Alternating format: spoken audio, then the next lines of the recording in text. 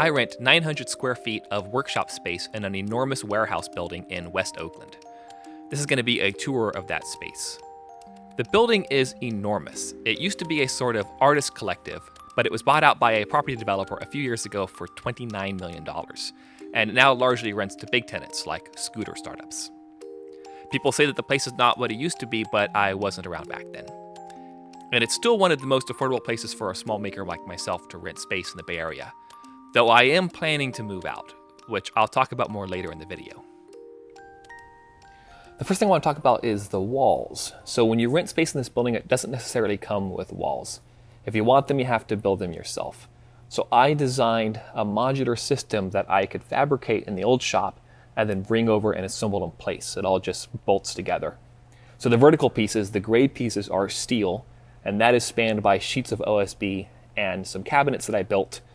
I found some solid wood butcher block countertops at IKEA that were on sale because they were being discontinued, and that became the basis for the size of these cabinets and therefore the basis for the size of the wall sections. These walls are not bolted down or anything, they just have a lot of weight on them, and the more weight I add to them, the more sturdy they become. They were actually kind of tippy when I first put them up, because without any cabinets or anything, they're fairly back heavy. They want to tip backwards. The basic layout of the shop is woodworking in front, metalworking in back. What I want to do is start in this back corner and then give you a tour around the outside of the shop.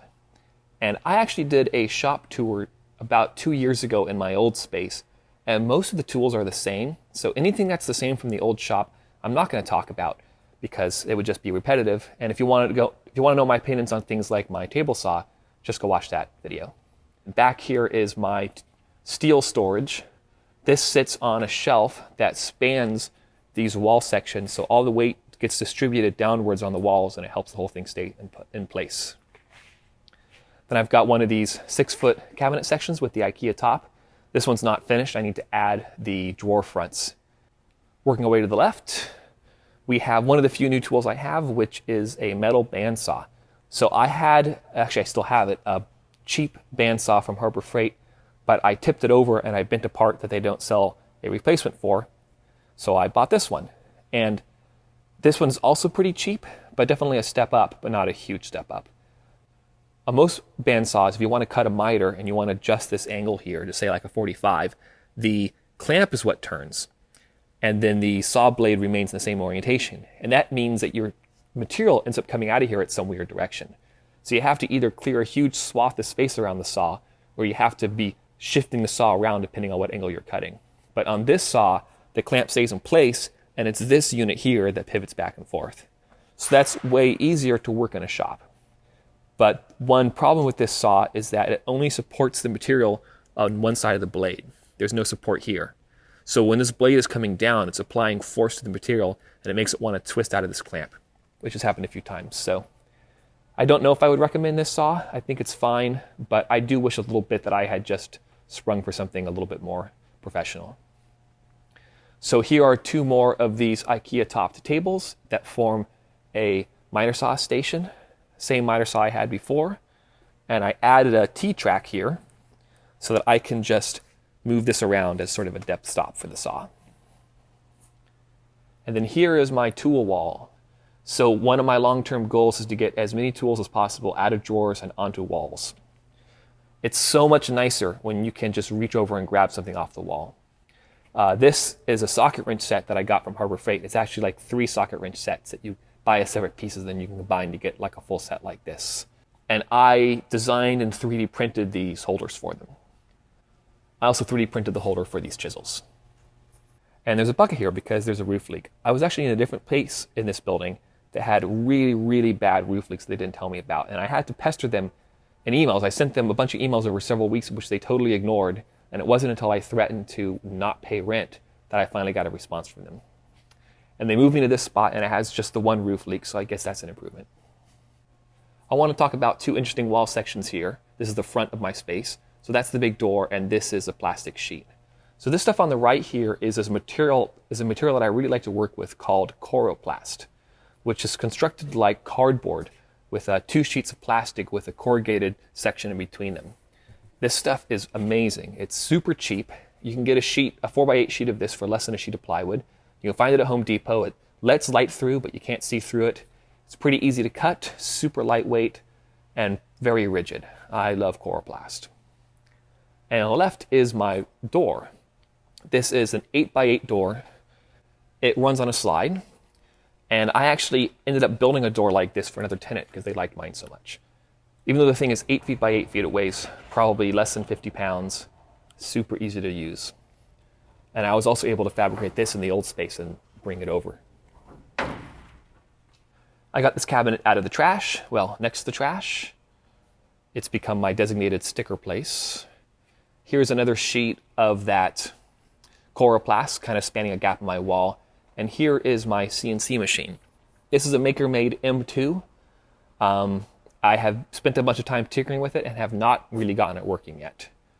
I just kind of got frustrated with it and decided to take a break from it. And I'm probably going to not mess with it until I have a project that requires it. And then I will dig back in and see if I can get it working. It's cheap. It's only $1,000 compared to a typical CNC router, which would be like maybe $5,000, $10,000. But it is definitely like an enthusiast tinkerer's machine, and it remains to be seen if it was a good purchase or not. So that brings us to the giant gaping hole in my wall. So there used to be a shipping container here, and I was told that it would remain there, and if they moved it, they would give me a warning, and they didn't give me a warning. It just disappeared one day, and I had a giant gaping hole in my shop. In fact, that was the second time it had happened to me. It happened to me in my old space. They told me the shipping container was going to stay. It disappeared one day. They sort of apologized, told me it wouldn't happen again, then it happened again, and it's incredibly frustrating. So I'm planning to build a cabinet for these bins, and that will span about 6 feet of this empty wall space, and then I'll put another filler sheet of Chloroplast between that cabinet and the CNC machine, so that'll give me about 10 more feet of wall, and then I'll have about 10 feet left at the end that's just going to remain tarps. I just don't think it makes sense for me to invest any more money or time into this space if I'm planning to move in a couple of months. I will build that cabinet because I already have the material, and I think I'll be able to bring it with me and reutilize it.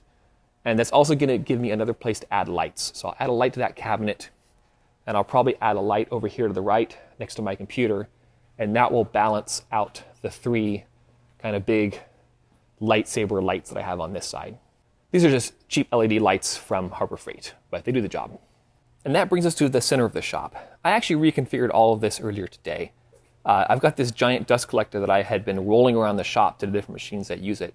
And that was getting kind of old, so I thought, well, let's put that in the middle of the shop and let's center the tools that I want dust collection on around it. So we're giving this a try. I don't love how it makes the shop feel a little bit smaller and crowded, but then again, I have lots of space. So the bandsaw, I think, is sort of the elephant in the room because it's kind of almost out of place in my shop. It's so much bigger and so much more professional level than any of my other tools. Full price, I think a saw is like $5,000, but I bought it at an auction for $1,000.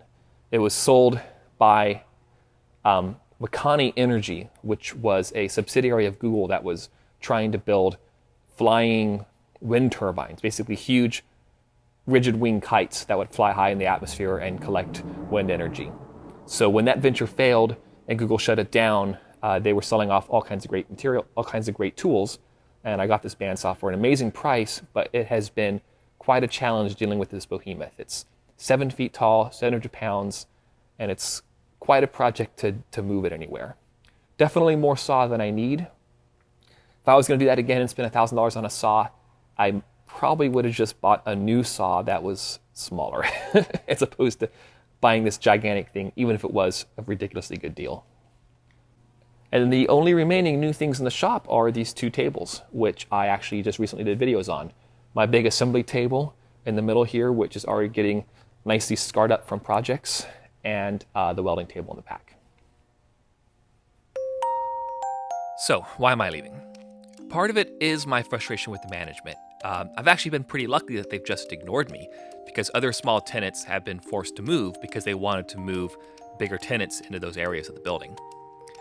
But having a bad landlord isn't really a great reason to move because there's no guarantee it's going to be better somewhere else. Not liking your landlord is pretty universal. The bigger issue is that this place is just loud and chaotic. I can't remember the last day I spent in my shop without having to listen to my neighbor's music, or perhaps several neighbors' music at the same time. My old shop was small, but it was a relaxing place to be. I could enjoy the environment even if I was working on a project that I was finding frustrating. But in this shop, I find myself often failing to enjoy really fun projects because I'm so distracted by a frustrating environment. I always leave this shop more stressed out than I arrived, which means that it's failing to serve its primary function. So, my goal is to find a new place, hopefully by this summer, and hopefully something closer to my apartment so I can dip in and out more easily. I'll miss the epicness of this building and the 5-ton crane and the beautiful raw warehouse walls, but it's time to move on. In the meantime, I'll keep making projects in this shop, and I'll keep documenting them here. I have a straight-up woodworking project for next week that I'm really excited to share. So please subscribe, and thank you so much for watching.